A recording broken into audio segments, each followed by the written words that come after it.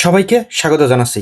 একটি ব্যতিক্রমধর্মী exclusive news হলো দ্বিতীয় বিশ্বযুদ্ধে মারা যাওয়া জাপানের ২৪ সৈনিকের লাশ বাংলাদেশের কুমিল্লা জেলার ময়নামতির অর্থাৎ কুমিল্লা সেনানিবাসের পাশে যে দ্বিতীয় বিশ্বযুদ্ধে মারা যাওয়া যে সৈনিকদেরকে সমাহিত করা হচ্ছিল সেখান থেকে ২৪ সৈনিকের লাশ জাপান সরকার তার দেশে ফিরিয়ে নিয়ে যাওয়ার একটা উদ্যোগ নিয়েছে এবং জাপান থেকে ৭ সদস্যের একটি ফরেনসিক দল বাংলাদেশে এসে তাদের দেহাবশেষ উত্তোলনের কাজ শুরু করছে এবং সেখান থেকে ওই সৈনিকদের মাথার খুলি এবং শরীরের বিভিন্ন অংশের হাড্ডি পাওয়া যাচ্ছে। তা আমরা যারা দ্বিতীয় বিশ্বযুদ্ধের ইতিহাস কম বেশি জানি তারা জানবো যে দ্বিতীয় বিশ্বযুদ্ধে জাপানের অনেক সৈনিক মারা গেছিল।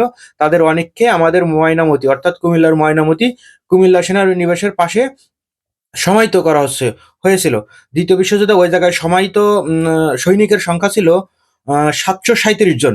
এর পূর্বে ১৯৬২ সালে যুক্তরাষ্ট্র একজন সৈনিকের লাশ বা দেহাবশেষ সেখান থেকে নিয়ে তার পরিবারের হস্তান্তর করে। তা আমরা এই নিউজটা জানলাম, এটা মানুষকে জানানোর চেষ্টা করব। ধন্যবাদ সবাইকে।